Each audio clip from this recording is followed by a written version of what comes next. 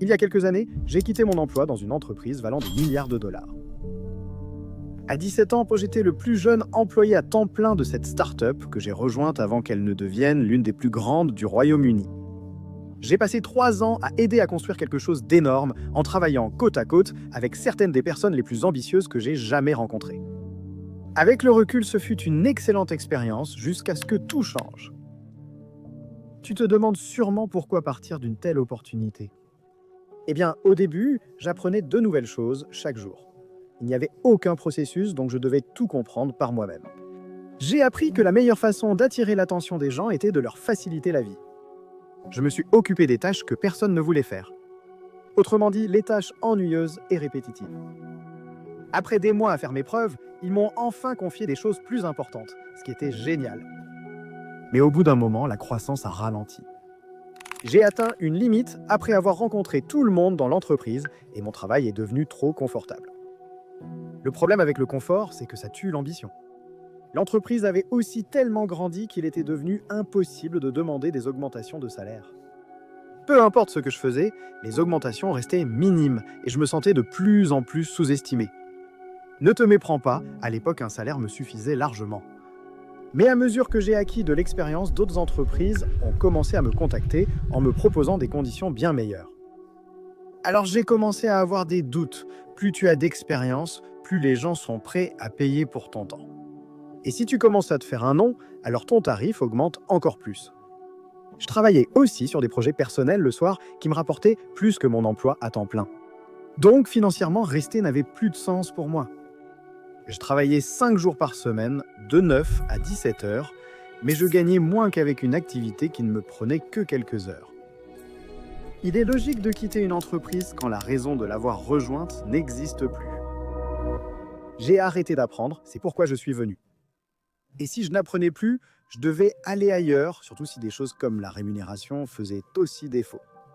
Écoute, chaque travail a ses moments difficiles, mais le principal pour moi, c'était de gérer mon patron. Pendant la pandémie, j'ai dû quitter la ville parce que je ne trouvais pas de nouvel appartement où vivre. Tout mon travail était déjà à distance, et la plupart des gens dans l'entreprise travaillaient depuis chez eux. Pourtant, mon patron m'a obligé à aller au bureau plusieurs fois par semaine, sans aucune raison. Me voilà réveillé à 5h30, prenant le premier bus pour Londres, assis à mon bureau à faire le même travail que j'aurais pu faire chez moi. N'apprenant ni ne gagnant rien, seulement plus fatigué. Pourquoi au final ?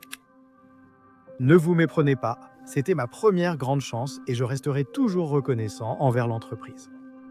J'ai beaucoup appris aux côtés de personnes formidables, des cofondateurs qui étaient parmi les personnes les plus intelligentes que j'ai jamais rencontrées, aux autres collègues avec qui je travaillais jour après jour. Mais mon patron m'a aidé à comprendre que je ne travaillerai plus jamais pour quelqu'un comme lui, peu importe combien je suis payé. Alors j'ai pris la décision de démissionner. On dit qu'une entreprise facilite la vie en grandissant, mais je ne suis pas d'accord. Quand l'entreprise est passée de dizaines à des centaines d'employés, tout a ralenti. Au début, je pouvais proposer une idée et en équipe, on l'a réalisée en moins d'une semaine. C'est devenu si compliqué qu'un email mettait des semaines à recevoir une réponse.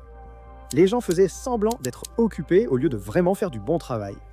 Et les employés se concentraient davantage sur la protection de leur emploi que sur la création de quelque chose de significatif. Aucune raison de prendre des risques, il valait mieux garder son emploi et rester discret. En grandissant, de plus en plus de cadres intermédiaires surgissaient. Et avec les cadres intermédiaires viennent les jeux politiques.